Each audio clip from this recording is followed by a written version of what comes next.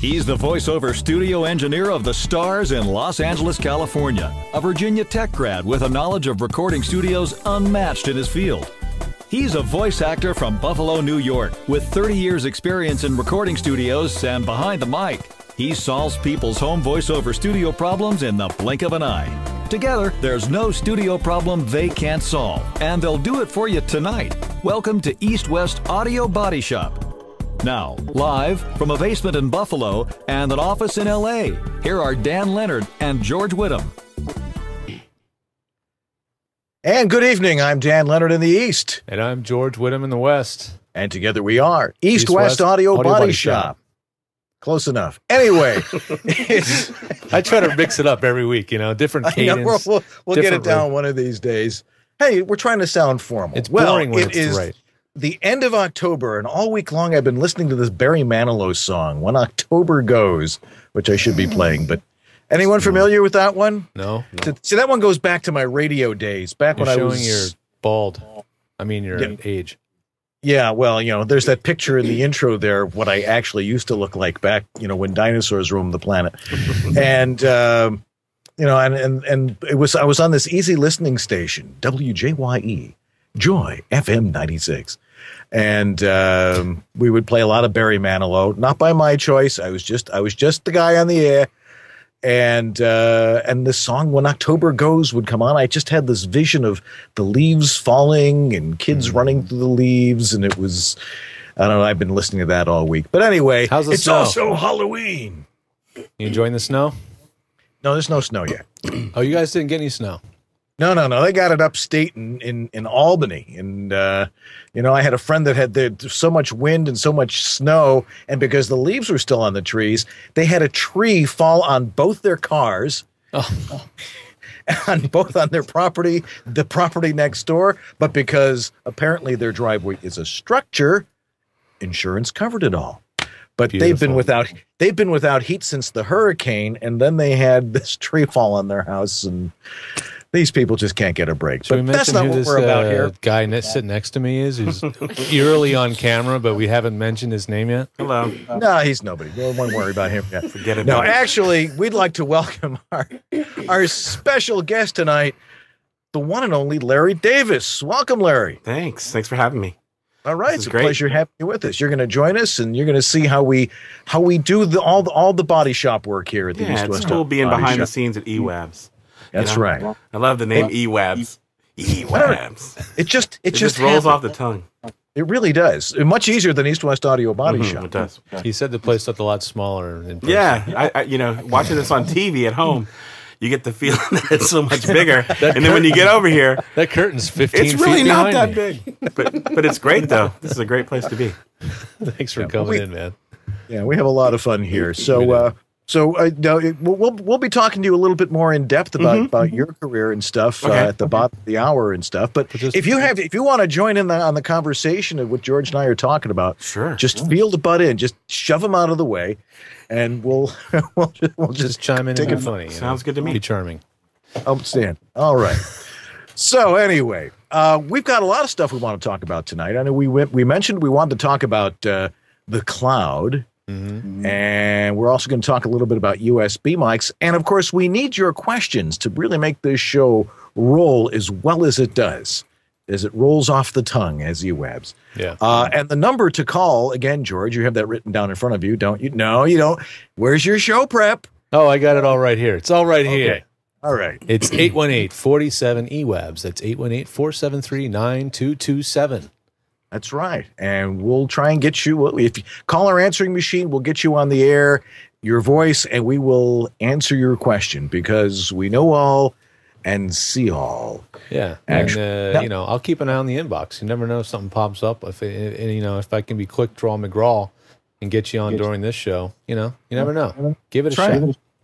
Absolutely. So this week I get an email from, of all people, Pat Fraley. Now, usually he calls. Now, I don't say that to be a name dropper. I mean, it's he's just old school. He's a normal guy, and usually he calls us, Dad, I have a question. I'm like, it's It's Pat Fraley. Anyway, but no, he writes to me this week. Somebody apparently was having trouble with all of their processing. It's their first audio book, and they're doing some stuff with ACX. And I'm sure many of you are familiar with ACX. Yeah. And you're going to be. If you aren't now, you will be. You will be. It's there. It's it's a big deal because they're trying to streamline the audiobook process and get everybody in on it and saying, oh, it's easy. You just have to do this. And they've got all these weird parameters. Anyway, this one young lady, a marvelous narrator, was having trouble because she didn't have a lot of experience with recording, and she was dealing with a couple of other people, and she sent the files to Pat. Now, Pat writes back and says, well, my wife and I are getting married again in Hawaii. So I better cut this short because she's watching me on my computer. Oh, okay. Just talk to Dan Leonard. So I'm like, okay, great. And I listened to this stuff, and it's interesting. They tell you very clearly, record as a wave at 14, at 16, 44.1, it's 16-bit, and then turn it into an MP3. Well, some people don't know how to do that, and they record it as an MP3 initially. And it just, what happens when you record things in an MP3 and then edit them and then process them and then turn them into an MP3 it sounds again. Like you're making a tape of it. Sounds like you're making dubs of a tape from 1988, and then you make a dub of that and you make a dub of that. It's going to sound like my old demo tape from 1979. Yeah, it just gets more and more, gets more and more yucky sounding. It's going to sound like it's on one of these. Yeah. So it's true. Back when we used to use one of these. Anyway. Oh, the old days. Anyway, we figured that out, that you got to record in WAVE first. So anyway, so if you're doing anything for ACX, if you're doing an audiobook, record it as a WAVE or an AIFF for all you Mac people, which you should be. And that will make things easier down the line. Absolutely. Anyway, what have you been working on this week? Anything fascinating, or has things been quiet, or... Actually, yeah, this week's not been as crazy as others. I've spent a little more time around the house, and we had a big kitty birthday party on Saturday evening, so we did a lot of prep for that. Ella 3 now? Ella's still 2.5. It wasn't. Did I say birthday? Yes, you did. I heard. But you heard him say birthday, didn't you, Larry? Yeah, it was birthday, but I thought Halloween, right? Yeah, we had a big old Halloween shindig with about 10 toddlers, and it was actually a blast. Pretty we had scary. a really good time. It's definitely our blowout of the year. We're not doing any more parties this year. It's way too much work for a 2-hour party because toddler parties are pretty darn short. Oh, we got to be going now. Kids getting tired, And, That's right. So, but we had a blast. But yeah, no, I wrapped up a big job studio up in the valley, and we had some air conditioning situations to deal with. I'm learning a lot about air conditioning, more than I ever thought I'd need to know. But some of Be an HVAC engineer. Yeah, some of the important details of the fact that when you make an airtight room, you have to have what's called a return. That's right. You can't just blow air in. You have to have it go out the other side. And if you don't, it's like blowing air into a paper bag. And eventually the bag is full and you can't blow any more air in. Well, I learned that the hard way, basically by the studio was done. We were finished. It was painted. And the client's telling me it's not cooling well enough. And I'm like, oh, great. And only to find out that, it was because we left out a return. And, in a normal house, your rooms are not airtight. And there's usually one return in the whole house, if you have central air conditioning, that is. And so the air can get in from different rooms. It can go under doors. In fact, that's why in a lot of houses, doors are not tight to the carpet. There's a whole gap there.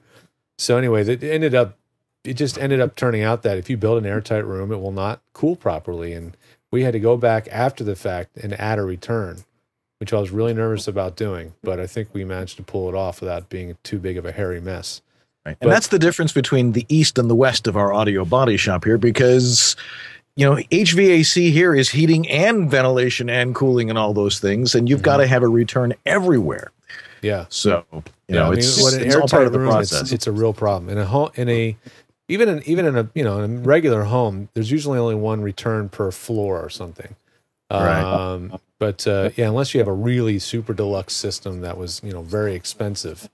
But yeah, it was an interesting lesson, and this is the way it goes when you're building studios for people at all levels. Is you always will learn one new thing. And I was actually a little upset that I had I had a professional HVAC contractor engineer working on the project, and he didn't say a thing until it was all done, saying, "Oh yeah, you need a return here."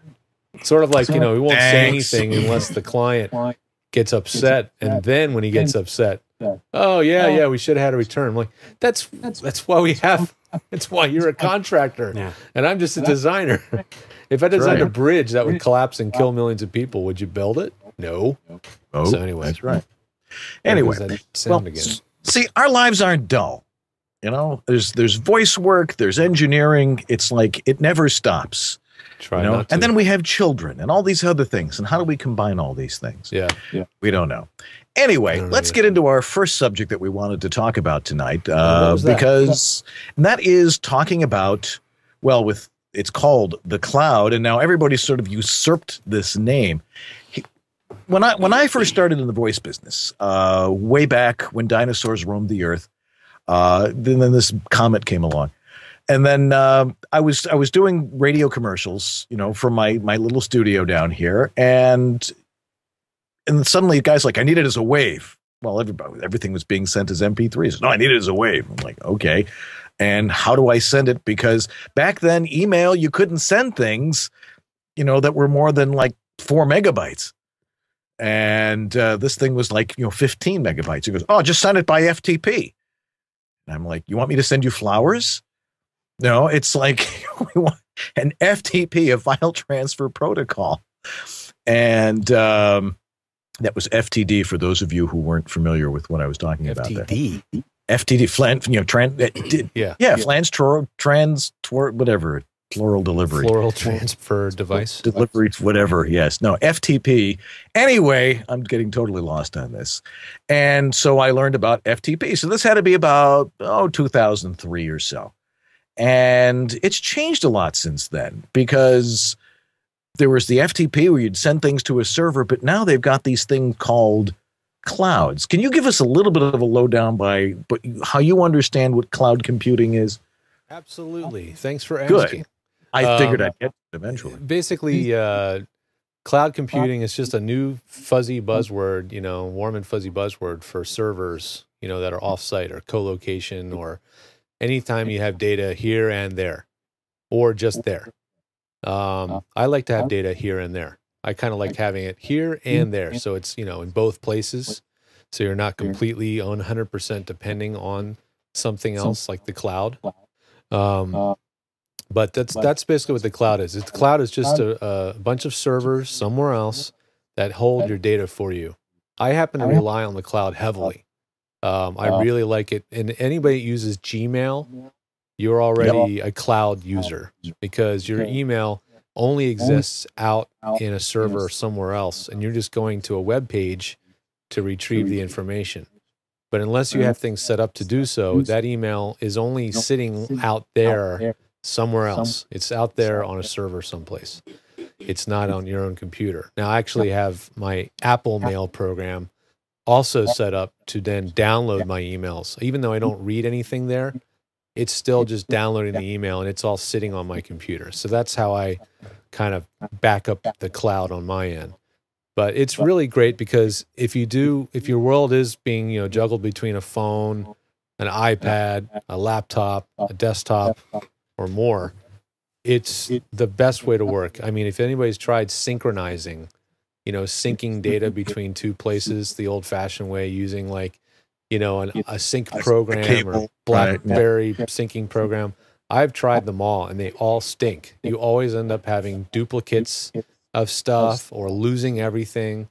It's horrible. So the first thing I've found that can do it right is been relying on Google. Not to say I couldn't lose everything tomorrow. I wake up and it's all gone. But so far, they've proven to be pretty reliable. And Susan Bernard's asking a question. She says, when she uses the cloud, sometimes she finds her recordings skip. Any clue about that? Now, okay. I've heard things along those lines. Is she referring to the official new iCloud from Apple? Is that Type in what you mean, Susan. Yes, Susan. I mean, there's the cloud is a generic term, and then Apple has come along and stuck an I on it, and now I'm sure has trademarked it and calls it the iCloud. Right. But all of these things, all of these things are requiring background things to be happening in the background. Like there's background applications running, synchronizing in the, and so all these things have the potential to interrupt what you're doing. Okay, she's on a PC, so she's being cagey. She won't tell me the details, but whatever software she's talking about, it's running in the background, and it's just taking away resources from something else. So if you're using any software that you're not aware of, like a virus scanner or any kind of optimization software that's going to just run whenever it feels like, that is not good for recording. You want to make sure everything that's not necessary to be running right now is shut down when you're actually recording. That's really important. Exactly. Especially, it's true on a Mac, but especially I think even more so on a PC. And it's just real. That's just real crucial. The number one thing everybody tells you to do is disable your virus scanner. So if that's not a reason to go Mac, I don't know what it is. But exactly, it just means that you're not worrying nearly as much about viruses. But yeah, the cloud can be what's called a resource hog. So you should have as much memory on your computer as you can justify as well, or as much RAM. This machine I have now has 8 gigabytes of RAM, which is it's a huge amount, but it's only about $100 now to buy an 8 gigabytes of RAM. So if you can afford it and your computer can handle it, upgrade it to as much RAM as you can. And that means you'll have a lot less interruptions and clicks and pops and stuff. Right. And there's a couple of different companies that have, taken advantage of it. There's this one called SoundCloud, which I know a lot of people have been using to post demos and things along those lines. I found the iCloud very, very useful for sending material if it's under 20 megabytes, although I just sent something that was 24. And it will just take it. You just go into the web app and copy the web address, and you put it in an email, and suddenly you're sending larger files by email, and they just click on the link, and suddenly it's there. You use the cloud at all, Larry? You're just sitting there like a lump. I'm learning about it for the first time tonight. I do use the SoundCloud though that you were just talking about to put demos up on Facebook and things like that, little funny audio clips and things like that I want to share. I like that because it's quick and easy, and I put about 6 or 7 of my other pieces up there so that other people can hear old radio air checks and things like that. Oh, yeah. They're good for that kind of thing. But as far as the actual cloud that you guys are talking about, didn't know anything about it until tonight. SoundCloud is sort of like a YouTube for sound. Yeah, right? It is a YouTube for sound. Isn't it funny that YouTube, the whole essence of sharing video, it got way more mainstream than just sharing audio. And now it's sort of like a new thing to just share audio, which is funny. It's like, we're stripping away the video and just going audio. And we actually ran into that problem when we were starting this show. Half the reason we did video in the first place is because we couldn't find a platform to do a show like this with just audio, which I thought was really ironic. So we're like, well, if we're going to do video, we might as well turn on the camera and just be on camera. I mean, we were originally just going to... You could have just had this as almost a old radio show. It could have been just a radio show. We could have just had like a graphic on the screen and just been... Picture of a microphone. Yeah. And an old dusty pair of headphones, maybe. Exactly. This is much more fun, though. Yeah, it's more fun. It's more fun, yeah. I'll just real quick, what I use in the cloud is a couple of killer apps that I call. One is called Sugar Sync. And if everybody's familiar with Dropbox... This is sort of like a Dropbox alternative. What makes Sugar Sync so great is that, of course, it works on everything, Windows, Mac, so you're not locked into one system. And then it works on Android. And then the other thing that's cool about it is it will synchronize any folder that you would like to put on another computer. So in Dropbox, you have your Dropbox folder, and then you can put stuff in there. And that works well. But Sugar Sync, you can say, I want to synchronize my documents and my pictures and all my business and all this stuff. And then it just synchronizes to the cloud in the background. And then when you need it some other time, you can say, go to your phone, go to your Sugar Sync application, load it up, and I can find any document that would have been on my computer at home. So I could be at a client's house and they'll want to write me a check. And of course, I often forget to print out invoices. I hate printing anything. I I hate, you know. Show it to me. Yeah. So they're like, what was that invoice for? And I go, oh, no problem. And I go to their folder on my phone and, you know, boom, I've got the PDF on my phone in like, you know, 10 seconds. So it's really amazing for that. I have another product that I use. Yeah. I have such redundancy here. I mean, I've got, Hey, it doesn't hurt. No, I've got 2 Mac computers and a PC that I just use as a doorstop most of the time. And, but I also have, you know, I use the cloud and I use, you know, I use, you know, the box. And I also have another thing called Pogo Plug that Bob Sauer turned me on to, that I use as like tertiary backup. A lot of my files get backed up there, but I can also access it because they have the, you know, there are mobile apps and stuff like that. So I can access music, video, you know, commercials, files, and get it on my iPhone, on my iPad, as long as I'm on Wi-Fi, or if I have internet access. So even, you know, with my phone with 3G. So, you know, something like that can be very valuable if you're in a meeting. Go, well, listen to this one here, and, you know, just bring it up on your iPhone or your iPad or something along those lines. It's home-based cloud storage. Yeah, I actually call it Dan's Cloud. Dan's Cloud, yeah. I think it's really clever. I've always thought the Pogo Plug was a neat device. I just haven't had a need for it in my setup. The other way you can use the cloud is for backing up data. Right, like LifeLock. No, is it LifeLock? No, LifeLock's the other one that protects your credit. What's the one? There's a couple of data storage backups that just do it automatically. There's Mozy. There's the one I use is called Crash Plan. Ah, good idea. Crash Plan is very inexpensive. I think I'm paying $150 a year, but that's to back up everything in my house. You know, all of our computers, every one that we have, every hard drive we have, and it's all being backed up. And yes, it takes several months to get everything into the cloud. It takes time. But once it's there, now you just it just automatically keeps it up to date, and that doesn't take long at all. So I can't say enough about Crash Plan. Excellent. All righty. Okay, well, we've thoroughly bored you for the last 10 minutes or so. But you guys will listen to anything. We're going to talk about clouds. There's 20 people on there going, wow, this is fascinating. Yeah. All right, I guess. Well, you know what they say. When Dan and George talk shop, people listen. Somebody does. 20 viewers listen. Thank you, 20 viewers. We love you, 20 viewers. So stay right here. We'll be back. That's right. We're going to talk about USB mics a little bit more in depth in our next segment, and we'll bring Larry into the conversation. So stay right where you are. We'll be right back here on East West Audio Body Shop.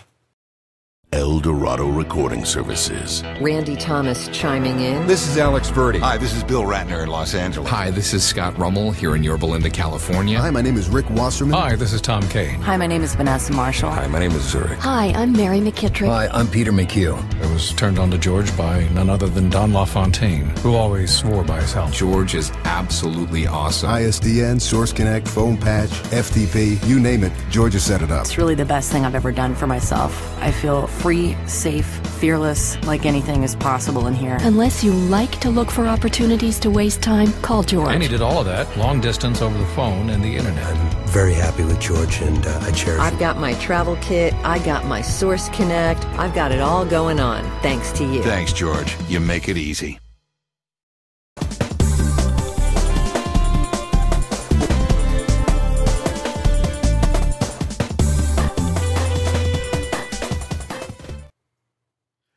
And we're back here on East West Audio Body Shop, and our special guest with us tonight is Larry Davis. What do you think so far, Larry? I love it. I love all the tech talk. No, I don't understand it. I was telling George earlier, you know, my love of this business is actually performing and getting to do all the work. All the stuff that goes behind the scenes, I have to know it, because when you have your own studio at home, you have to know a little bit of it. But I know just enough to get by. And so when I have trouble, I'll call George and he'll come over and take care of me and all that kind of stuff. But you know, I love just doing the fun part of VO, the acting part of it. So the technical part, I know you have to know it, but I don't really care about it, to be honest. You know, that's why there's people like Dan and I to just so you don't have to worry about it as much. I mean, I call a pro when you need help. Don't try to figure it out yourself, and I don't have to. But I do love learning about great microphones, and I do love all the software and learning about how to negotiate Pro Tools and all that. I do love that part of it. But when it comes down to the inner workings, but when it comes down to the inner Don't workings, mention Pro Tools. Oh, really? It's like saying Voldemort on here. Really? Okay, so It's a bad oh thing? yeah. I love it. Okay. It works for me. So, I love the acting part of voiceover is what I was trying to say. Okay. Well, that's why be we all do it. Yeah. See, the idea behind a home studio is to set it and forget it. You know, make sure that you've got all the right parameters set, that your room is tight, that the acoustics are right, which is a big part of it. And because you don't want to worry about all that stuff, you want to act. Right. Want to get into character and hit record and forget about it. I like it when the phone rings and they say, "Can you do something in 5 minutes?" And you run into your booth and you flick on the ISDN, you turn on your Avalon if you're lucky enough to have one, and you're behind your Neumann. I use the Neumann mic, and I also use a 416. Depending on which kind of project I'm working on, and you go for it. And then I don't think about it. I don't want to think about all the inner workings of the engineering aspect. I want to deliver a great read every time. That's my goal, and that's all I really care about is doing a great read. But you do have to know a few of the parameters, though. Yeah, you do. I was going to ask you, Larry. So who makes the determination as to which mic you're going to use, and how do you determine it? For radio imaging, I use the 416 almost all the time, and for movie trailers, I use the 416. For everything else, I use the U87 pretty much. It's just, I think the U87 sounds great for what I do, especially the storyteller guy that I do. It sounds really great. But then when I'm doing the like the CHR or rock and roll type radio presentation, the 416 picks up all the chest and gives you that extra, that whatever that is. It just picks it up. And so for me, I know radio and movie trailer, I'm using that 416. For everything else, it's going to be that U87. Right. And so no one tells me what to say. No one says, "We want you on the 416," or "You better get back on the U87." That's the thing is people think that the engineers or the client is going to be the one requesting a certain mic or that you got to have this mic or whatever, but you don't. It's just knowing. It's knowing your instrument, and of course having spent a lot of time in studios and probably having those mics used on you, you start to see when one works and one doesn't. Right? Yeah. Before I was able to afford the Neumann, every studio in LA, of course, uses them. For the one what I can tell. Yeah. And I kind of like, well, this is the one that you want. This is the one that you want to use. And so as soon as I could afford one, I immediately went out and grabbed one. And that's kind of where you go with it. And then the 416 came along when I started picking up more and more of the radio work. And for whatever reason, that mic really does sound good on radio imaging. And Elizabeth here, I don't know if we can introduce her yet. Yes. Elizabeth also does radio imaging. We're not married yet, but we have the rings on, everyone. Oh, okay. Yeah. That's so Hollywood of you. Yeah. And so we do radio stations together, and we use the 416. Even some people say, you should never put a female on a 416. But she sounds great on a 416, I think. Most people don't know anything. Yeah. The thing is, people that say never about anybody says never and always, I usually don't listen to them. Yeah. So anyway, so we wanted to talk a little bit about USB mics, since you're talking about these really crappy mics like the Sennheisers and the Neumann and stuff like horrible that. Mics. Yeah, they're just terrible. Mics that everybody can afford and justify at this point would be the USB mics. Right. A lot of people who a lot of our viewers are beginners, they're voice actors, they've been studying, and they want to know more about home studios and what to equip it with. One of the things that came out about, let's see, when did I start using the Samson CO1U, which was the first studio condenser large diaphragm USB mic, came out in 2005, 2006. Because I remember I was on a trip overseas and I was doing some radio commentary, and I'm like, oh, I can take this with me and just take my Mac laptop, and I was able to record all the way from the Middle East and send it back, and they were like, wow, we have a foreign correspondent. And it didn't sound too bad. It certainly didn't sound like my studio. Yeah. But as a mainline mic, if you're starting out, we do recommend a lot of times for someone, if they've never had any experience, if they don't know what an audio chain is, we recommend you start with the USB microphone, mostly to learn. Are you going to be able to produce broadcast quality, whatever the hell that means, stuff with the USB microphone? That's pretty much what we want to talk about over the next 5-10 minutes or so. There are just so many out there. It used to be just the Samson CO1U. That's it. Now, how come they came up with it first? Who knows? Here's a few. I got them on the camera now, Dan. Yeah, because now it's like everybody and their brother-in-law makes them. You know, first was the CO1U, and then came the Snowball, and then there's a Snowball right there. You know, and in then fact, and then when you Google, shows you how popular his mics are. You Google USB mic, the top two mics that come up are the C1U and the Snowball. Right. And neither of them are very good. No, they were, they were the first, but we've evolved past those mics. Right. And every manufacturer, except really Neumann and Sennheiser, has come up with one so far. Interestingly enough, everybody's trying to catch up. Yeah, here's now, the Yeti right here. Yeah. Now, last week we played a file that Judy Greenberg had done on a Yeti, and we're like, gee, that sounds pretty darned good.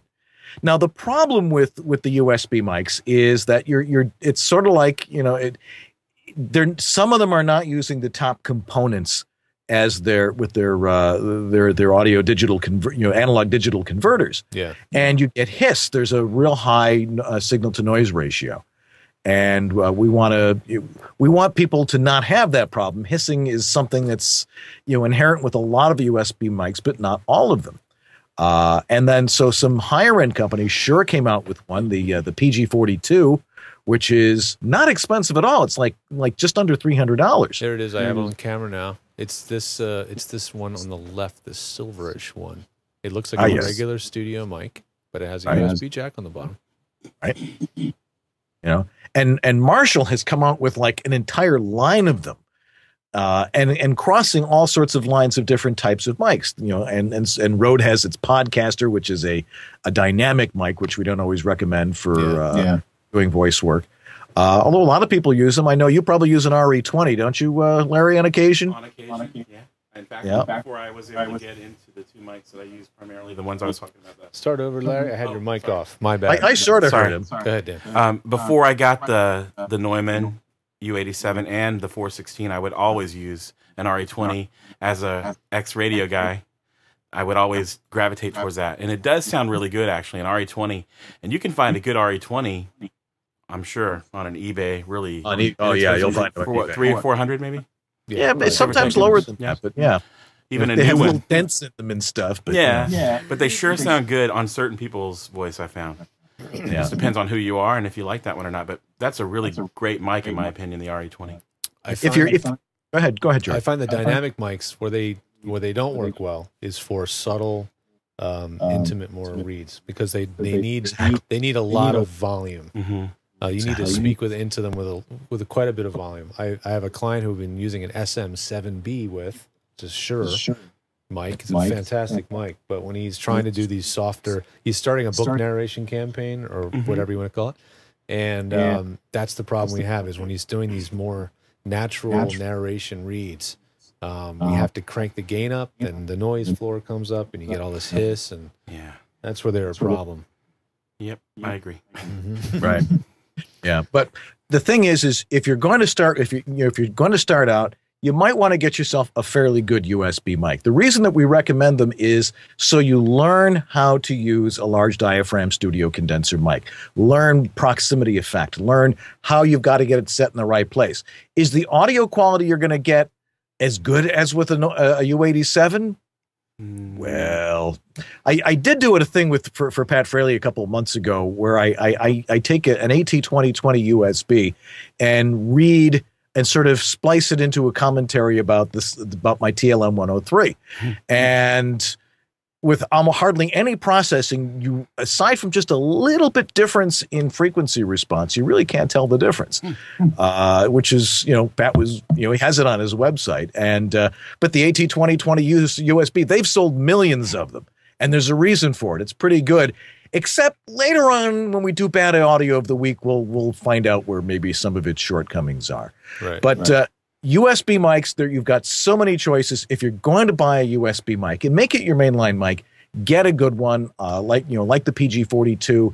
SE Electronics makes one. I haven't heard a lot of reviews on it. The 2200. The 2200E, I think it's called. And then you've got a couple of other smaller manufacturers that are coming up with it. But if you stay with a good name like Shure or SE or You know, and as we were talking last week, the new Yeti Pro doesn't sound half bad, and it also has an XLR output on it too. Yeah, you get the best of both worlds with that thing. Right. And it has zero latency monitoring on it, and you can control the volume from there. So you don't have to futz around with a digital interface and all those things. And if it sounds that good, and if the technology keeps getting better with those, I think it's going to get easier and easier. But I'm still waiting for Epigee to come out with Mike. That thing is like sitting on a dock somewhere, waiting for us. Yeah, they're just waiting for the, maybe with Steve Jobs out of the way, and God bless you, Steve. But maybe that's going to help us see some more audio equipment being released into the world for the iPad, and the iPhone. Yeah. Okay. Well, we've reached. Well, we're running. Like we say, this isn't network. We're not waiting for the top of the hour for the news to come in. I can talk about USB mics for as long as you guys want. Does anybody have any questions in the chat room about, somebody said, how bad is the AT 2020? That was Eric. How bad is it? Some would argue it's actually quite good. I just find that it has a little bit more noise, self noise, than I would like for my taste. Nothing like the Samson CO1U though. No, the Samson's quite a bit worse. There's also the one called the Samson G Track, I think, which is very cool looking, but also very noisy. To me, what makes a good USB mic, number one, is that it's not noisy. That's like the most important thing. Secondly, I think a good USB mic should have a headphone jack. Now, you can argue with me on this, and some of you, or a lot of you, will don't do voice acting with a headphone on, which is probably a good thing. But for those of you who do, but if you do, and you want to be able to monitor yourself properly in real time, you have to have a mic that has zero latency monitoring. And that is the Shure PG42, the 27. MXL makes one called the 009 USB, I think it's what it's called. It's a really, really premium one that has a headphone jack. So there's a lot of features that make a USB mic really useful for voiceover, but the most important, I think, is quiet and a headphone monitor. And then if the mic's designed properly, you guys have heard me talk about this on the show and elsewhere, but I'm not a real stickler on having the perfect microphone. I'm a lot more stickler about how you use the mic, how you place it, the room acoustics, all that kind of stuff. I think is going to make a bigger difference at the end of the day to the final product than what mic you're using exactly. I totally agree. You can get a lot out of a cheap mic, and you can make a U87 sound horrible. And that's not hard, actually. Yeah, I mean, you can hear ants crawling out in the backyard when you're using a U87. It's totally true. Totally true. It actually, Larry pulled out his 416. I brought it. I don't even know why I brought it. I just carry it with me everywhere. You never know when you're going to need it, right? Well, it's the thing about a mic like that is you can carry it in your bag. You can carry that bit in your bag and not worry about it getting damaged. This is the one I carry on all travels, whatever hotel room I'm in, all across the nation. I've done national spots with this mic in, the Hilton and everywhere, all over the place. What do you plug it into? Well, of course, I bring my big hefty M box. Yeah, because you're using Pro Tools. Yeah. Right. And it seems to work, and I've never had any complaints. No one ever goes, "Hey, are you doing this from a hotel?" or anything like that. Not once. And anybody that knows when you travel, you never say, so you know, I'm in a hotel today, so this might not sound very good. I'm in the Omni, and is it okay if I go ahead and record this from my room in the Omni? No, you never explain, you never apologize. You just do it. And then they get it and go, "Hey, man, it sounds great." And you're like, "Thought it would." Bye. Of course it's going to sound good. Why wouldn't it sound good if you're in a quiet room and you know how to work it? Why wouldn't it sound great? You know how to work the mic. You know how to get creative with blankets and pillows, and all set up a blanket or a towel and sometimes you don't even need all that, George. Sometimes, depending on what the piece is, if it's a bright piece and you know, like you were talking about how to angle it, how to work it, you don't have to put a pillow anywhere. It's all about how you relate to the mic. And also, and the other problem people deal with is if they're doing a really loud read. Because if you're really loud, there's more energy. The room echoes back more. And if you're doing a softer read with energy but without so much volume, you don't have to worry about it as much either. Yeah, but I love that feeling of being, even if you're on a little trip or a weekend getaway and someone calls and, hey, we really, really want you to read this piece. And you're kind of thinking, well, I am on a weekend off, but I don't want to miss this job. Well, you run upstairs and you get it all together, and about 10 minutes later, you made a little bit of money. It's great. You might have paid for the trip, depending on what that job. Or at least the airfare. At least the airfare, yeah. Or if you're George DeHoyo, yes, you paid for the trip. I listened to George to 90 tags for Fox one time in one session. Really? 90 tags. It took him about 30 minutes maybe. And he was, he was obviously not that happy about working while his whole family was having fun in Wyoming or wherever they were. But, he did it. It paid for the trip for the whole family. So and it's okay. We do it because we love it. And you love it, hopefully. When you get what you asked for, more you than don't our family, shut it off, right? When you finally get what you always wanted, you don't say no to it, I found. Absolutely. If you want voiceover and you want to be someone who's in demand a lot, and then you finally get that dream, well, when they do call you on Saturday, like today, I got a call yesterday, can you please do these 2 scripts, even though it's the weekend? Yeah, I can do them. Of course, I'm not going to turn down work. Some people will not work on Saturday or Sunday, but I'm going to do it. You know what I mean? I want to work, and I love to work. That was my attitude about work too. It's just when it comes to it, it just sometimes you have to set a boundary, especially when family's involved, a child's involved. I don't have any kids, so it's easier. It gets a little harder. But we do this because we don't want to dig ditches. Right. Voice is much more fun than that. Or make tacos at Taco Bell. It's tougher doing that kind of work than the talking to a microphone, I found. So, but not just anybody. True. That's right. And I think that's really what we want to talk about next. So, Larry, we're going to get into a little bit more of a discussion about who Larry Davis is in just a minute. So stay tuned here to East West Audio Body Shop. We'll be right back.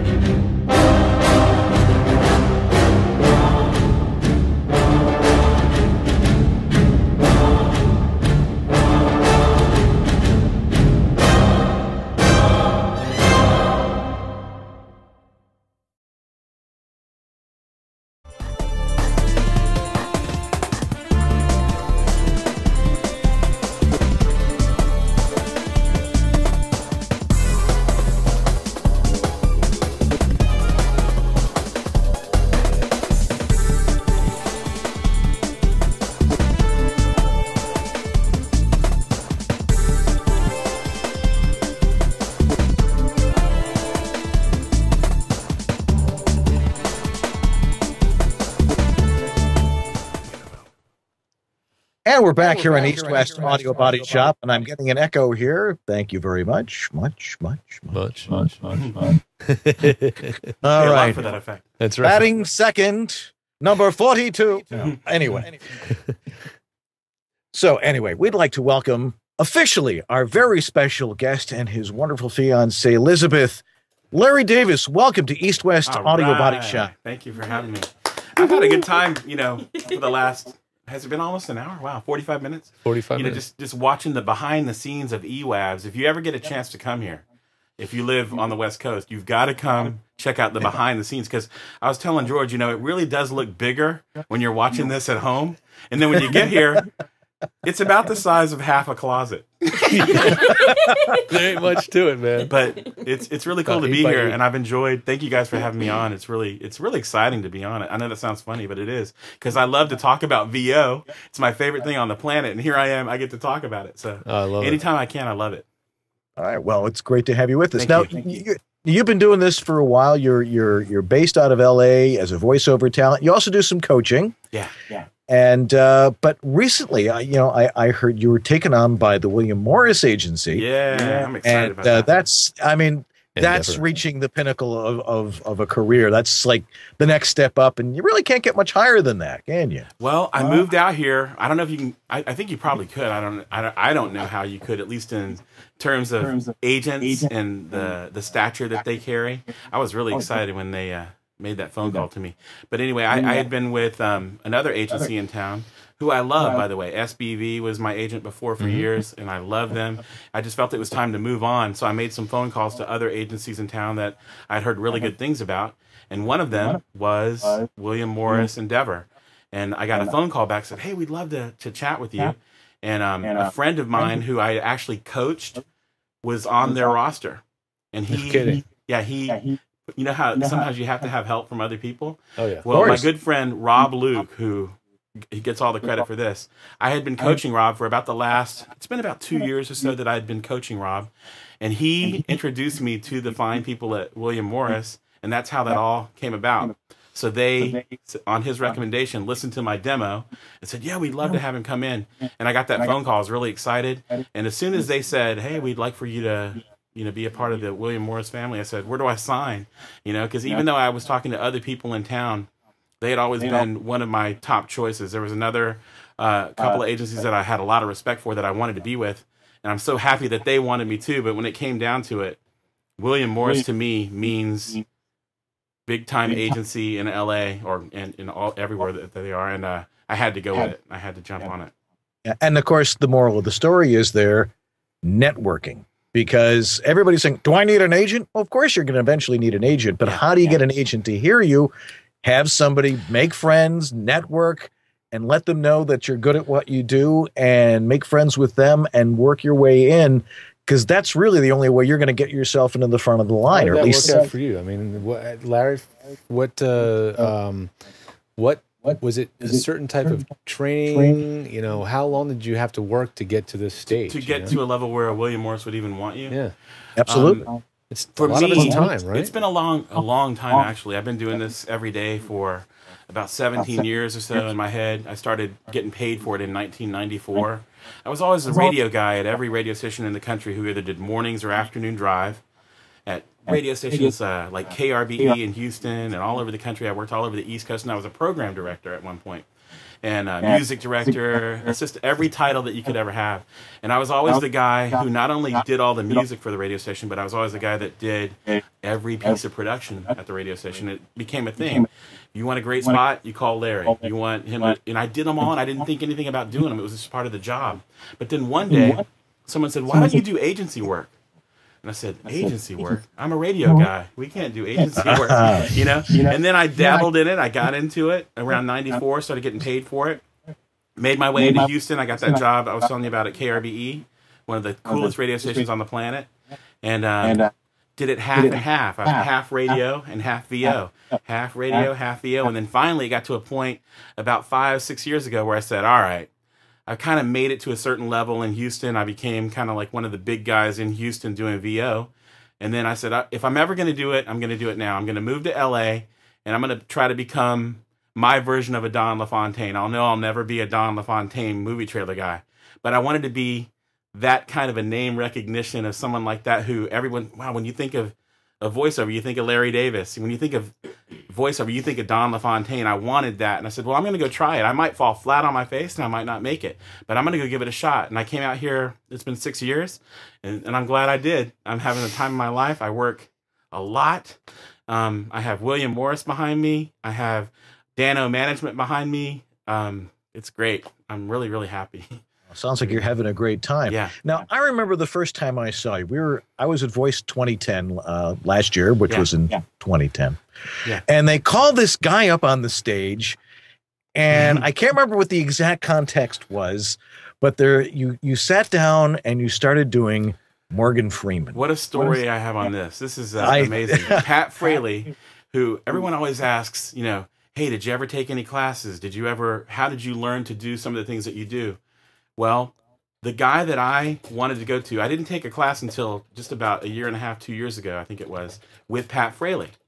And Pat and I became pretty good friends over that time period. And when Voice 2010 rolled around, he was very aware that I did that Morgan Freeman storyteller type voice. I made it very clear in the classes that I do that. So he brought me up on stage. I had no idea he was going to bring me up on stage. I really didn't. I was just sitting there like everyone else. Oh, wow, taking notes, you know, being happy to be there. It was a Thursday morning. I remember that. Brings me up. Hey, Larry, do your Morgan Freeman thing, you know? And I was nervous. I'm not going to lie. When I listened back to that tape, I can hear my voice quivering up on stage because everybody I know is out. Every agent, every voiceover talent on the planet is all out there going, wonder if this guy can really do it. And so you're thinking about it. A little bit of pressure. pressure. And you're nervous. When I heard it back and people actually applauded what I did, I was like, you applauded that? I was nervous. My voice cracked, you know. But after I got unnervous, then I was able to do it. So the coolest thing about the whole thing, though, before anything I have to say, is because that's how I met Elizabeth, my soon-to-be wife. She was also in the Voice 2010 audience, sitting right behind me at the time, and I didn't know her at that point. Went up on stage, did that impression. After it was all said and done, and I got to work with Brad Garrett up there, I had no idea any of this was going to happen. I was so happy. And then afterwards, she came up to me. I was getting a cup of coffee out in the lobby, and she goes, "You're the guy that was up there doing the Morgan Freeman thing." And I said, "Yes, I was." And then from that moment on, you know, we found out that we both grew up in Houston, and that we'd both gone to the same high school, and on and on. And we've been together ever since, and we're going to be getting married pretty soon. We were going to do it on 11/11/11 coming up, but we think maybe we need more time to plan. So give yourself a little, take a little pressure off. But I just thought I had to bring Elizabeth into the fold here. But Elizabeth's voice acting. Yeah, Elizabeth is a voice talent, and she's the voice of the Black Eyed Peas new video game. She's the voice of national campaigns like the anti-bullying campaign for kids that are getting beat up at school. She's the one that tells you that that's not cool. She does lots of radio imaging. She's the queen of Southern California voiceover, and I'm so proud of her. And I'm just glad she's with me tonight. But you're now Southern California's big power voiceover couple. Yeah, we're the first couple of voiceover. I love it. If John Taylor is America's voiceover sweetheart, we were kind of thinking, what could we be? We could be the first couple of VO, you know, the first couple of VO what? But we love it. We have a lot of fun. You know, we have our studio at home, and we're continuously, you know, if we're not doing auditions, we're doing jobs every day. And it's like, hey, can I get in at 2? Hey, can I get in at 2:30? You know, that kind of thing. And or we should just have a microphone set up in the living room, and you know, Saturday Night Live with we do Larry skits, and Elizabeth. you know, just around the house all the time in our crazy character voices. So that's great. We have a lot of fun. Can you bang one off like right now on the spot? Sure. Yeah. We'll just do something random. Okay, go for it. We'll be a country couple from somewhere in Texas having a conversation at night. Hey, baby, what are you up to tonight? I don't know. I was gonna do some laundry later on, but what are you thinking about doing? Well, I was thinking we could go to Santa Barbara for the weekend or something like that. Does that sound like something you'd be up for? Oh, that sounds rather nice. What'd you have in mind? I don't know, maybe a little wine, maybe some hot tub action, maybe a little alone time. Ooh, yeah. Sounds like something you'd be into? I like it. We do things like that and more. That doesn't sound like play acting. That just sounds like your typical evening there. That could be it. But we have a lot of fun. You know, we're on the spot, of course. But yeah, that's awesome. We have a lot of fun doing this. Everybody wants to hear the Morgan Freeman. So, like, if you were like narrating the wormhole, say Morgan was sick one night and they needed you to do through the wormhole, what would we get there? As you look up into space, you see that sometimes the black holes appear that they're not really there. Let me tell you, it's been proven that black holes actually exist. Here's a perfect example of being sucked down one. I don't know. I have no idea about what he says, but I know he says things like that because we love that show. Yeah. That's through the wormhole. It really is. I remember the very first time I saw George Whittam. George Whittam was doing something inside of a studio. I think he had some tools or something, and he was telling me that my audio processing was off. And I told him, watch yourself, buddy. I spent a lot of money on this equipment, but he set me straight. That's George Whittam, the man who knows everything there is to know about audio. Yeah. So have you met Morgan Freeman? I haven't met him, but I have to say this carefully because of the company that I'm working with on this, but let's just say a very big movie studio here in Hollywood had me in just about a week ago to do a scratch track as that sound for their big anniversary. And then Mr. Freeman came in right behind me. I didn't get to meet him, but he came in right behind me and used my scratch to do the piece.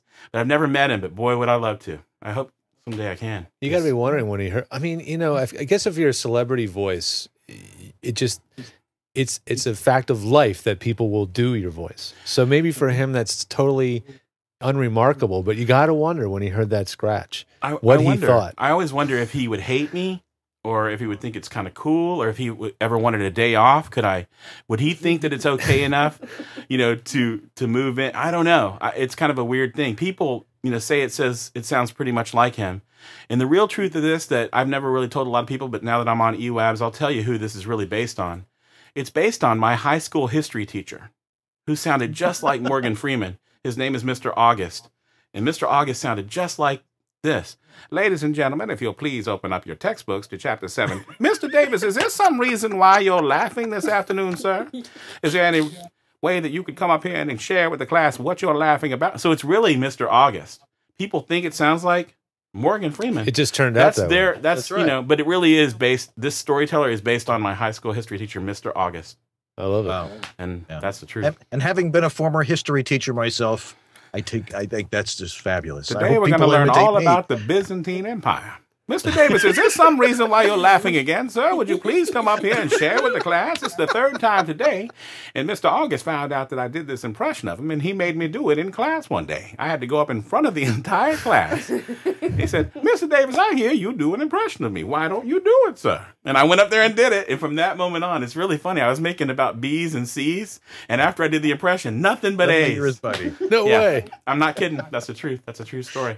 I think he found out, like, wow, this guy is not afraid to do this. You know, maybe it's not just a clown act. Maybe some of his answers aren't so cloudy. Maybe this is pretty good, Mr. Davis. You are actually getting this, Mr. D. But you learn all about the Byzantine Empire. Now I have to ask this. Mm-hmm. Now, every now and again, you know, and all of us know this, when you see an ad for an audition or something, and it says, you know, so we're looking for something like Morgan Freeman. Have you ever gotten one of those and just done Morgan Freeman? Of course you have. Oh, man. I mean, like I said, I don't want to get in any kind of trouble. I don't. But, I mean, I do it a lot, and people think it sounds like Morgan Freeman. It's me doing my storyteller read. Do you think it sounds like him? That read that I was just doing, like, I remember the very first time I saw you. Sure does. Sure does. It's a storyteller. And every time I come here. Well, that's why he's good. And everybody loves that Morgan Freeman sound. It is the Morgan Freeman sound, and people want it every minute of every day. They do. Absolutely. That's, you know, I don't want, like I said. You can look at it a lot of different ways. You can look at it from, you know, you can say, like, you know, Morgan Freeman has plenty of job security. Oh, yeah. He's probably set for life. He probably doesn't care. You know, he probably kind of sounds a little bit like all. him doing a spot. I wonder about that, you know, and then you can look at it from, like, the I hate to say it, but from that smarmy, greedy agent point of view, which is like, this guy could be taking away potential money from us because he's doing too much of his work, you know, whatever, you know? I just have a feeling that Morgan wouldn't be doing, you know, some of the things that maybe people want me for the storyteller for. I don't think he's got bigger things going on in his life. He's a movie star. He's one of the most talented movie actors of our time. I don't know if he cares about a guy who kind of sounds a little bit similar to him reading an industrial piece that runs, you know, on videotape somewhere, you know, on DVD for the entire employee ranks. I just don't, I wonder if he cares about things like that. Right. I think he's got other things on his mind, like his next $80 million picture. That's what I think. Quite possible. Yeah, yeah. Well, let me ask you this, because, you know, we want to get on to, you know, we've got other things that we need to do tonight, but we're going to keep you on here for a while. But you started in radio, and my career was in radio. I spent 20 years in radio. And a lot of people have a very, very difficult time making that transition from being you know, a radio announcer to doing voiceover. Yeah, I love this question. Years. How did you make that transition, and what advice would you give to anybody else that say has a bit of a radio career and they really want to shift into doing voiceover like everybody does? I do love this question because it's asked all the time. How did you go from being the guy at the radio on the air to doing what it is that you do now, the storytellers and when I'm not doing that storyteller Morgan voice, I do that version of myself. like kind of what you hear now, but maybe a little bit with a little bit more polish, things like that. The answer is I never was one of those radio guys. You know what I mean by that? I never was one of those kind of radio guys that sounds like what you're talking. I think maybe what you're talking about is, Hot 103, your chance to win those backstage passes coming up in about 15 minutes. We're going to be on the air till midnight tonight. That kind of like old school kind of thing. I never was that guy. I was always me. And so it was a really easy transition for me to be me. If I'm me on the radio, I've always just been me. Well, how easy is it for me to then talk about the new McDonald's product as me or the new hotel product as me? I've never thought about it. Can I play your more voices? Reel? Yeah. This is one of my favorite ones. Okay. Of yours. I'm going to play a little bit of this here. Does that sound terrible to you guys? Did that sound distorted? Hang on a second here, guys. Let me make an adjustment here. Let me make a little adjustment. Okay. Kinds of gels for softness and support are outrageously comfortable. Does that sound okay to you guys? Time you put a little gelling in your step, Dr. Scholl's. A secret revealed. A danger unleashed. What would you risk to have it all? Into the blue. Nothing beats the dog days of summer like a tall, ice-cold glass of Country Time lemonade. Just like the good old days. 2 Big Macs at McDonald's for just $3.50? Man, that's a deal I can't pass up. Now at Six Flags Magic Mountain, buy 1 ticket and get 1 free. Just $29.99 each with any Coca-Cola product. Six Flags! More flags! More fun! And who says you can't have a family reunion every day of the year? Owens, from our family to yours. Maybell's Barbecue, best barbecue in Texas. Hi, I'd like to put in an order for pickup, please. All right, hon, what'll it be? I'll take 2 barbecue beef plates with potato salad and beans on one, and coleslaw and beans on the other one. Got it. Do y'all deliver? No, sir, we do not. All right, then I'll swing on by and pick them up. Hey, it's me, the Coupon Man. Check this out. For a limited time, when you fill up at your local New York, New Jersey Exxon dealer, you're gonna get $10 worth of coupons from Pizza Hut. That's quite a range. Yeah. And that is quite a range of voices, man. Thanks. Most impressive. Thank you very much. I love becoming other people. And so I'm in the right business, I really do love and care about the acting part of this. And so when I do get to become someone else, I really think about it. Like when I'm in the booth and I'm playing maybe like one of those urban players that we heard, like the Dr. Scholl's, I actually think of myself as someone other than me. I know that sounds funny. That's how I do it. I actually embody and think of how that person would act. I think about what they're wearing. I think about how they might be feeling that day. And I'll grab the copy and I'll just become them. Dr. Scholl's makes you feel so good. There's only one thing you need to do if your dogs are barking. Do you see somebody? I see someone. You actually I see them, and then they become me. Like right now, I'm not me anymore. As weird as that sounds, I become that guy. Dr. Scholl's, they're the kind of things that you want inside your shoes. Dr. Scholl's makes my feet feel real good. I just become them for that moment. Same thing with the storyteller guy. When I'm doing that, I remember the very first time I saw George. I'm not me anymore. I'm actually thinking of I'm thinking of someone else. And I think of the way that they move their hands. I think of the way that they approach the mic if they were in the booth. Right. I remember the very first time I saw Mr. Whittam. He was helping someone with their studio. I'm not me anymore. I'm them. And I'm glad to be them. That's how I do it. I don't know how anyone else does it, but that's how I do it. That's acting. Acting. That's how I do it. That's really good acting. It is voice acting, no matter what you're doing. Yeah. Whether you're doing a commercial or whether you're doing a narration for a commercial narration or radio imaging. You're not really you when you say Z100 get you in. Z100 get you in free. I never go around the house talking like that. But yes, he does. Z100 wants you to sound like that, or whatever radio station you're working for. Well, it's I worked with Don LaFontaine a lot, and when I first met him in person, I didn't know who the heck this guy was. Didn't have a clue. I didn't have any history of knowing what the voice, Really? where he was in the voiceover industry, and so I met him. I heard his voice. I was like, yeah, he's definitely got a voiceover kind of voice, but it just didn't click. And then he went into the booth and he did one of his signature Fox spots. From that moment on, did you like, oh, now I know. My perspective of who he was shifted like on a dime. And at that point on, I realized I was working with the legend, and it freaked me out. Wow, you're so lucky, George, that you got to work with him. And... It freaked me out. I was like, then I was nervous for about 2 years till I got to really know him, and then we became friends after became friends. But yeah, it's amazing to hear that voice character kick into gear. And he was the supreme actor, because I know for a fact that he didn't go around doing his inner world attitude in real life. No. I heard I never got to meet him, but I heard he was great to everyone. Oh, how are you? And very subdued. But then when he turned that actor on in the booth, in a world, one man, I can't do it, but he can. And he did it too. He was the ultimate voice actor, in my opinion, because that's what it takes. You have to become or think of something else and become that, whatever the producer wants you to be, no matter what color they want you to be, whatever texture they want you to be it. And don't be afraid to be it. If anyone else doesn't like it, they aren't writing the check. Please the client. Don't really please yourself so much. And, well, you can go blind doing that. But you know what I mean? Like do it for the client and make them happy. And when you make them happy, they'll come back over and over and over. They'll be your client for 8 years if you do one great thing for them.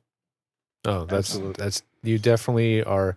I'm in it for myself, but only for the fact that to be satisfying myself, I am making other people feel good about their ability to record. That when I walk out of their studio or hang up the phone, that they are far happier, less nervous, and just more at ease than they were when I started talking to them an hour ago. So that's what makes me feel so great about what I do. Yeah, you know. I agree. We do carry Kleenex around with us when we work with people. It can be pretty bad. Larry, it has been a super duper heavy duty, major league pleasure having you here on East West Audio Body Shop tonight. You've told us some things that I think everybody needs to hear, and just hearing your marvelous talent, it's been a pleasure having you with us. Yeah, thank you. Thanks for classing up the show and keeping us a little more clean by bringing Elizabeth. Along. I owe everything to Elizabeth. Anyway, we're gonna take a quick break here, and Larry, you're gonna stick around for just a little bit more. I'd love to hang around. We have probably the most bizarre piece of bad audio of the week I've come across in some time. Okay. So you stay right there. We'll be right back.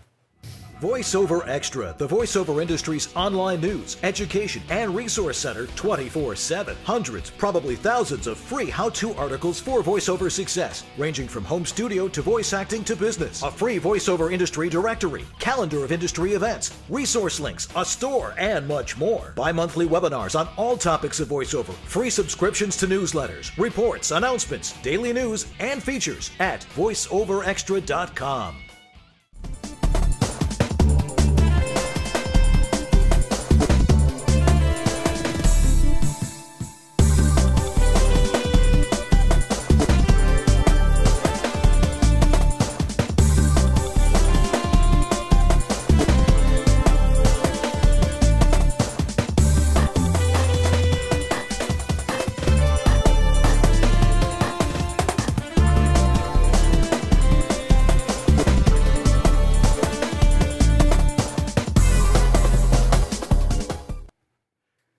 And we're back here on East West Audio Body Shop. And again, thanks to Larry Davis for joining us tonight. And somebody else who joins us every week is our marvelous sponsor, Harlan Hogan, and his great website, Voice Over Essentials. Thank you, Harlan. I love Harlan. Thank you so much, Harlan. Not only being a sponsor, it's so you don't have to listen to those big network commercials that Larry does, that Ustream throws in here. So it's just us.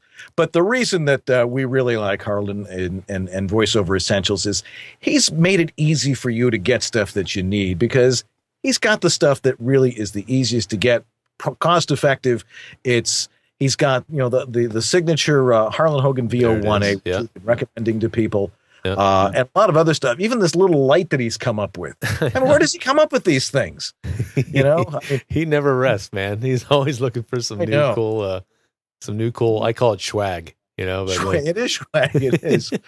But the VO1A, everybody's been raving about it. It's really an excellent microphone. It's custom designed to be a voiceover microphone, and you really should. It's one of those things you should probably have in your arsenal or in your toolbox. It's cheap enough that it's a great first mic, but it's also good enough that it's an awesome spare backup mic. I dare to say a day-to-day mic. I mean, it really is that good. It's very quiet, very clean sounding. It's 416-ish. It's it sort of has that tonality, but it's not quite as hyped up. Yeah. And it really is not a bad mic at all. I really can't say anything bad about it. I really can't. And that in combination with, say, the Portabooth Pro or, and of course the voiceover recording sign, which of course I have. Yeah, here's the sign. I got that up on the screen. Yeah. And, awesome. And then the old Portabooth, which a lot of people are using successfully. And then the rack for putting the Portabooth Pro in. It's amazing all the stuff he has.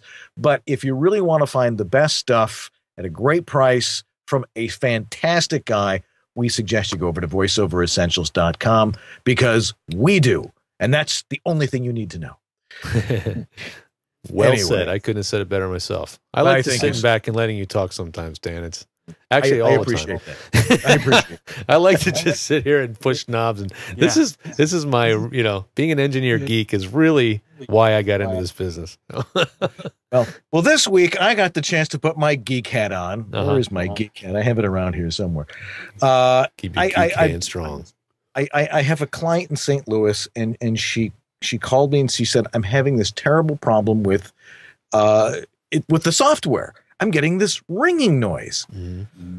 So why don't you play this little piece of bad audio and we'll see what's really going on here. Will do. Okay, let's see what happens here when I click this button.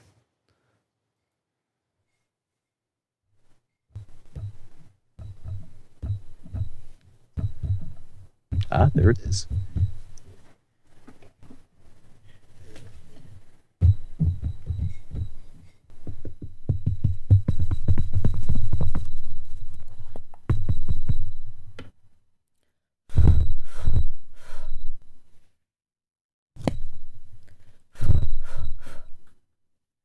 Now, to the average ear, now someone who knows what what things are supposed to sound like, you're hearing somebody banging on a microphone and you're hearing ringing. It's like, well, it's obviously on a desk.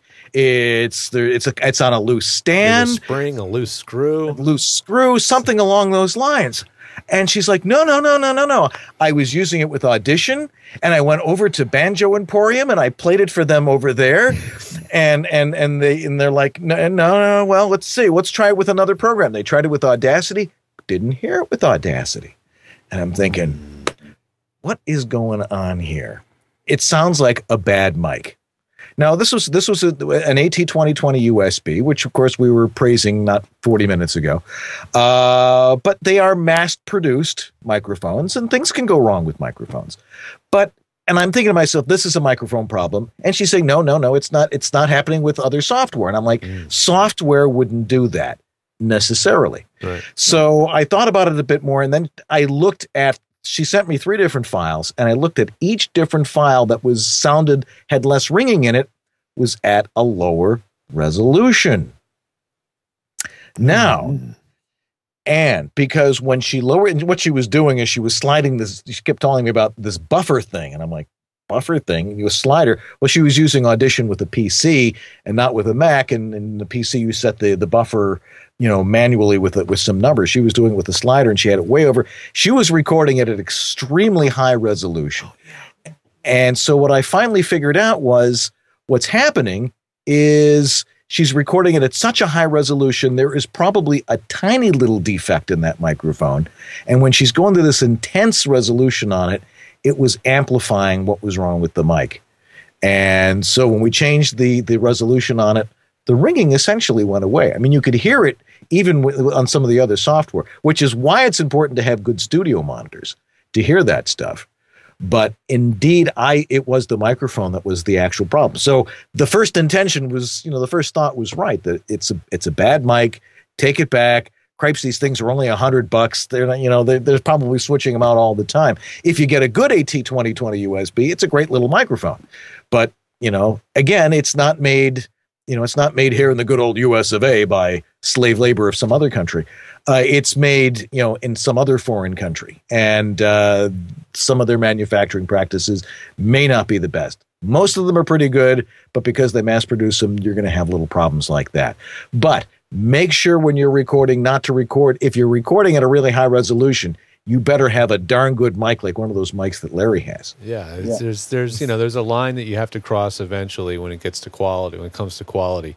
And if you're doing stuff that's going to be used in national campaigns, you're being recorded or edited by, you know, top producers and things like that.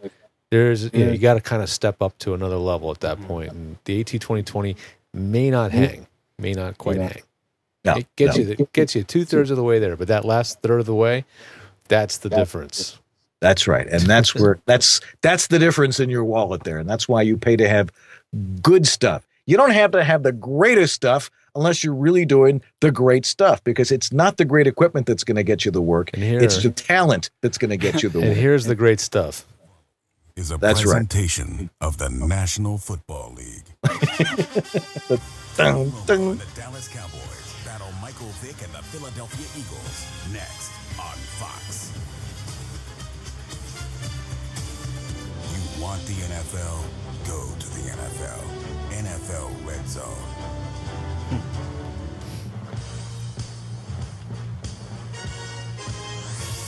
You're watching Sunday Night Football on NBC.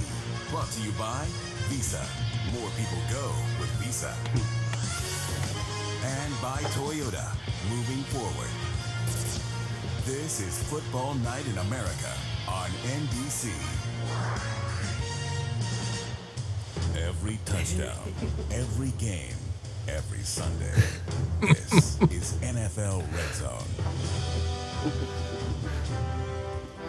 Your Eagles win today, George? Johnny Unitas marched onto the field, realizing that this was the last chance for the Colts. With the snow steadily falling and the temperature at 19 degrees, the Colts needed one thing, and one thing only: a touchdown.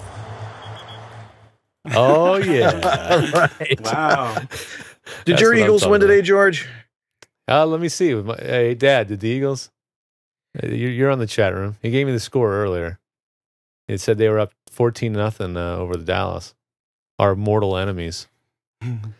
But I'll have to find out. They're probably still playing, I would guess. But you know, I used to do broadcasts for the Eagles. I wasn't on air, but I was the technician on the road and running the show, just keeping everything going, mixing the sound from the field, you know, the parabolic microphones, and keeping Merrill Reese's voice heard over the crowd, you know, that kind of thing. Yeah. This is Merrill Reese, and you're listening to 94 WYSP. That's very good. Like. Yeah.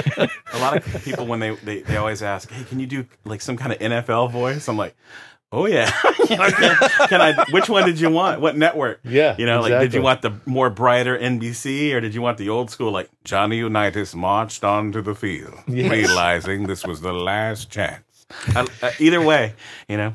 Have you ever heard that voice I just did? I don't know how national. Merrill is the star of Philadelphia radio. But and occasionally his voice will end up on an NFL Films. Really? Real. If it's an Eagles game. If you're watching an Eagles game and it's NFL Films, they will often throw his voice in. They'll use him because he is synonymous with the Eagles. He's synonymous with the Eagles. Yeah, he's totally synonymous. We would actually, back in the day, when we actually recorded the show on cassette for our backups, we used to have 2 cassette decks going, and the second one we'd hand the tapes over to NFL Films directly, because they wanted to have Merrill's voice to throw in, you know. But that was the guy I worked for a few years. It was a lot of fun. Hey, the Texans won today, so we're happy. All right. It's hard to be a Texans fan sometimes. My Bills beat the Redskins. My Bills beat the Redskins 20-0 today, up 23-0 up in Toronto today. Jeez, so we all win today. Yeah, we all win today. We're all in a good mood. 24-0. And I think yes, this is now the hour-and-a-half version. We've special extended version of East West. I think we're getting each show's getting longer and longer as we have more and more fun. Yeah, it's fun. It's more fun than we should be allowed to have.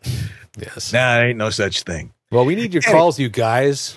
We're not getting, that would help. You know, we want to. Somebody call. Have Susan call us. Somebody call us. Actually, seriously, somebody. I just want to see if it works. You know? Oh yeah. Does anybody want to call in right now? Whoever the first one to call us on Skype, and you know who they get a free lesson from those me. that know how to get a free lesson from Larry. I'll do a free hour with you. On Whoever the first one is to call Sound Gun on Skype, I will answer it. It's a free one-on-one hour on the Intense. air. You've got Coaching. You've got 20 seconds. We'll give you 20 seconds to call in, and I will answer your call. I can't. And Larry will coach you. Give you how much time, Larry? 1 hour. 1 hour on the phone, and I'll send you scripts, and I'll help you out the best I can. That'd be awesome. Hell, I'm going to call. Yeah, yeah. Whoever the first caller. So we're on. Yeah, we're on Skype. Not to confuse you, the 818 number is a call-in number for leaving voice messages. But if you want to, oh, here we go. Quick Draw McGraw. All right. Oh, who's on the air? Who do we have? Who is it? You have to answer it, George. He's there, but would you believe it? Eric, I got you, but hang on a second. Eric, you still get it no matter what. I got audio issues here, Eric. Oh. Well, Eric Espinoza, he's the first one to call in. There he is. There he is. I started this thing up so fast, I don't even have my stuff together. Yeah, he dialed up and then plugged in his USB mic. Can you guys hear him? Hey, Eric, can you hear us? Come back, Eric. Don't listen to your computer, Eric. Yeah, turn down the actual broadcast. Yes, it's an echo, but I can hear you.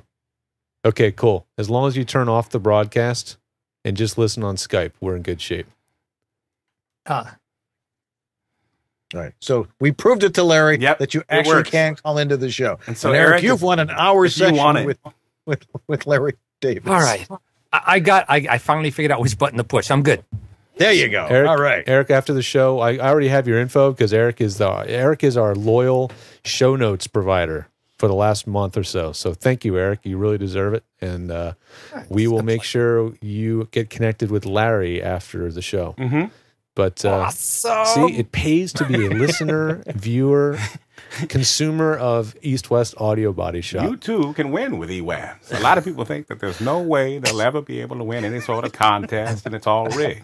Well, let me tell you, we've just proven here tonight that someone like Eric can win. And this was totally this was not planned. This was off the cuff, but you never know what's going to happen on this show. That's why you got to watch live. Yeah. Be here live. Right. TiVo all the other garbage on TV. No, but thanks for everything you've been doing to help us, Eric, and congratulations. It's a pleasure, gentlemen. we'll catch up with you by email after the show. All right, I'll take care. Thank you, Larry. Thank you, and I can't wait to talk to you. Take care. All righty. Well, that was believe awesome. it or not, that's going to do it because I'm running out of tape at my end. Yeah. So, Larry, again, thanks for being with us tonight. It's been a super pleasure. Thank you very much for having me. And if anyone else wants to get with me, connect with me, please, my website, if it's okay to give out my site. Absolutely, please. Please. LarryDavisVoice.com. LarryDavisVoice.com. You can get in touch with me anytime. And I hope you do. Thanks, Larry. Thanks. Thanks for coming in, especially, too. I didn't know if you were going to be able to actually physically be able to come in. Yeah, I was ill a couple of weeks ago. And then Mr. Taylor came in last week. So I'm glad anytime I'd love to come back. I mean, and we squeezed John in. Larry was actually all ready to come in last week, and then we squeezed John at the last minute. And some of you know, some of you don't. John moved to Boston, to Cape Cod. Yeah, and we want to say he's going full circle. He's actually going back on the air. Wow, John's our good friend. So John, we're sorry we missed your party. We heard about it late. We wanted to be there, but we're saying now. Hi, John. I miss you. Yeah, John was flying there today. Yeah, he's back in Boston, huh? Yep. Well, we'll see him soon, I'm sure. Cape Cod. All right. Well, that's going to do it for us this week. Hey, what else were you going to do tonight? The World Series is over. Best thing to do is hang out and watch East West Audio Body Shop. So we'll be back next week, same time. Gee, it's getting into November already. We're in 2011 gone. It's going to be even darker next time. Won't the clocks don't we have to move the clocks back at some point in our lives? I think it's next Usually week. it's like during Halloween. It's like, you lose an hour's sleep by on now. Halloween night. Yeah, I did a show about it. I do the show every day on Yahoo called Who Knew, and we did a show about it. So it's next week. Next weekend you fall back Like a Saturday night, before you go to bed, you fall lose an hour. back. So you gain an hour. You get 1 hour extra Yeah, rest. You gain an hour. Right. So enjoy that extra hour of sleep next weekend. All right. I will. All right. Well, we'll see you next Sunday night, 9 o'clock here on the East Coast and 6 p.m. out on the West Coast. I'm Dan Leonard here in the East. I'm George Whittam in the West. And Larry Davis. And Larry, that's right. And we are East West Audio Body Shop. Have a great week, everybody. Pleasure having you with us tonight. Take care. Bye.